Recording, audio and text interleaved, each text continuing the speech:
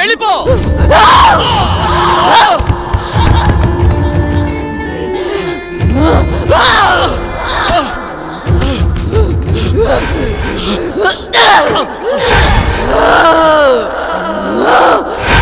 బాబుని తీసుకుని తొందరగా వెళ్ళిపోండి. జల్దీ చలేజా. అమ్మని నన్నని చంపేసి బాబు ఇక్కడున్నంత వరకు ఈ సైతాన్ని ఏమీ చేయలేను. ఈ ఊరు పొలిమర దాటి వెళ్ళిపోండి. చలో సాబ్, జల్దీ చలో, జల్దీ చలో.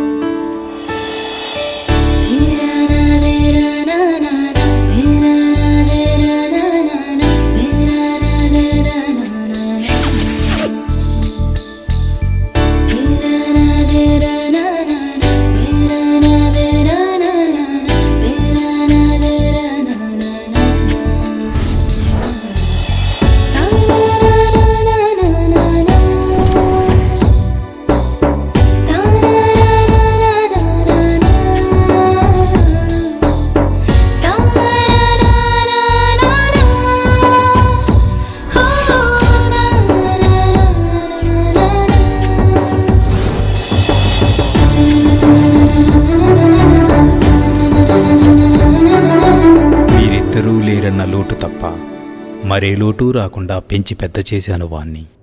చూస్తుంటే అచ్చం నిన్ను చూస్తున్నట్టే ఉంది బావా. మావయ్య, ఏరా సూర్య, వెళ్ళిన పని అయిందా?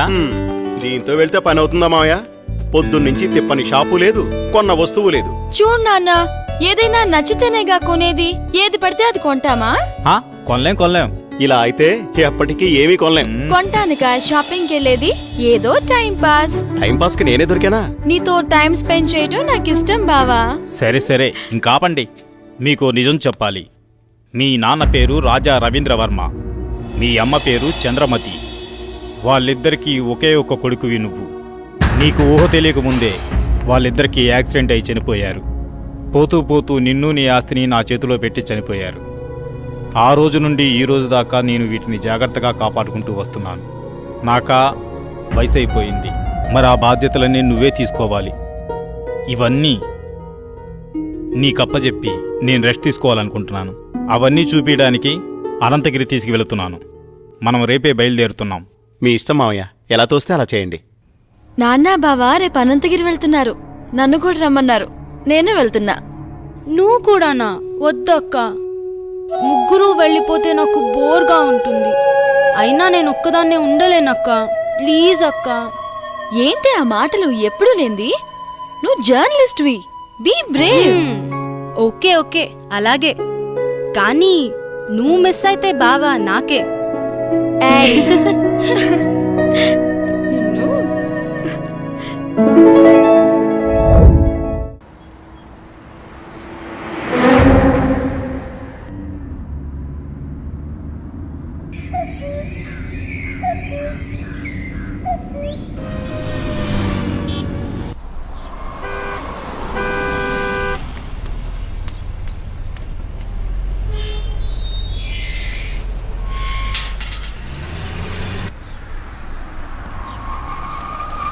సూర్య, స్వాతి, ఇదే మన గెస్ట్ హౌస్. దిగండి. ఏ రాములు, బాగున్నావా? ఎవరనుకున్నావు? చిన్నయ్య గారు, చిన్నమ్మ గారు ఇక్కడే ఉంటారు. వెళ్ళి ఆ ఏర్పాట్లు చూడు. స్వాతి, నువ్వు బాగా అలసిపోయినట్టున్నావు. లోపలికి వెళ్ళి రెస్ట్ తీసుకో. నేను సూర్య అలా బయటికి వెళ్ళి వస్తాం, సరేనా? నేను వస్తాను. లేదమ్మా, నువ్వు వెళ్ళి రెస్ట్ తీసుకో, మేము వెళ్ళొస్తాం. సరే, సూర్య, మనం త్వరగా వెళ్దామా? వచ్చేయండి. పదండి మావయ్య.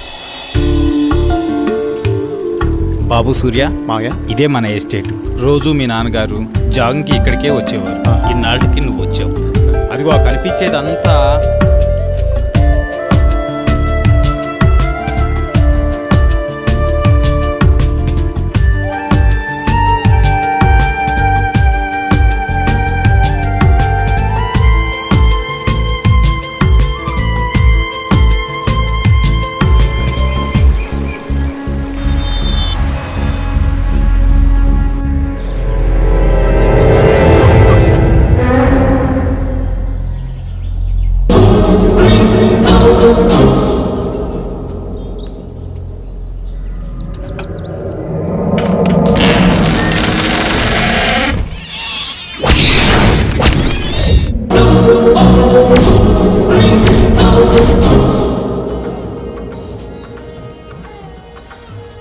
నాట్యమే నాలో సగమై నాతను ఇతరమగ ప్రణయమే పూలకించే నాయదే ఒక నగమై నది చివరకు అంచున రాగమై పూలకించే నా కంటి సైగలే కాను కడగగ పగలే వెన్నెలై విరిసెనే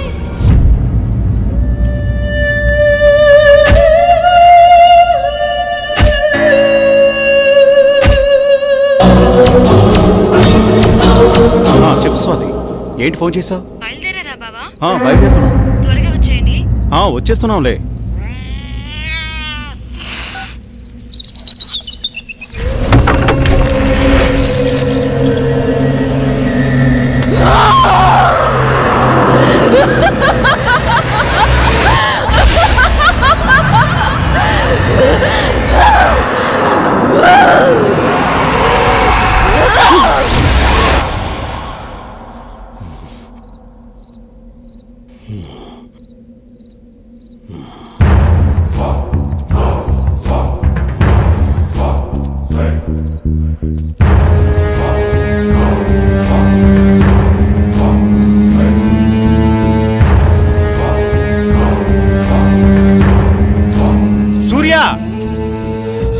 సూర్య, ఎక్కడున్నావా నువ్వు?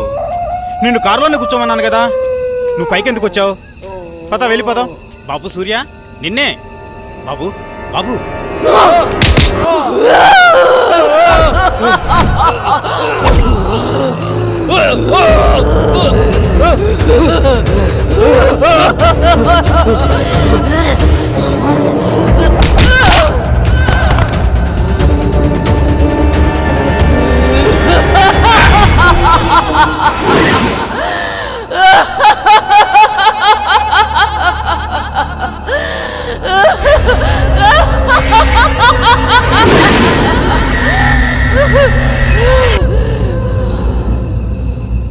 నమస్తే సార్. ఏం ప్రెసిడెంట్ గారు, చాలా కాలం తర్వాత వచ్చారు.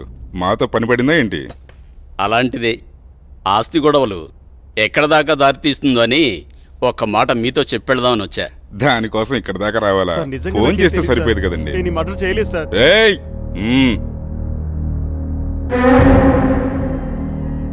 బాబు, నువ్విక్కడున్నావేంటి? నేను ఈ హత్య చేయలేదు, నన్ను నమ్మండి. నువ్వు హత్య చేయటం ఏంటి బాబు? అసలు ఇదంతా ఎందుకు జరిగిందో నాకు అర్థం కావడం లేదు.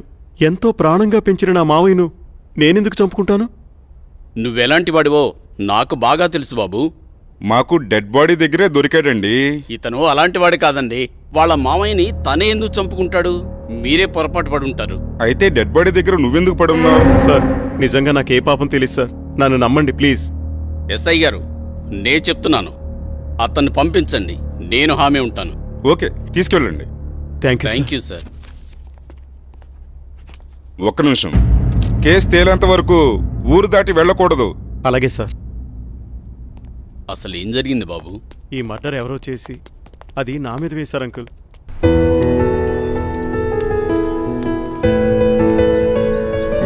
నిన్న సాయంత్రం అనగా బయటకెళ్లారు. ఎక్కడికెళ్లారు? ఇంతకీ నాన్నేరి? ఏంటి బావా మాట్లాడవేంటి? అది మావయ్య ఫ్రెండ్ ఒకతను కలిశారు, అందుకే రాత్రి ఉండిపోయాం. మార్నింగ్ నన్ను వెళ్ళి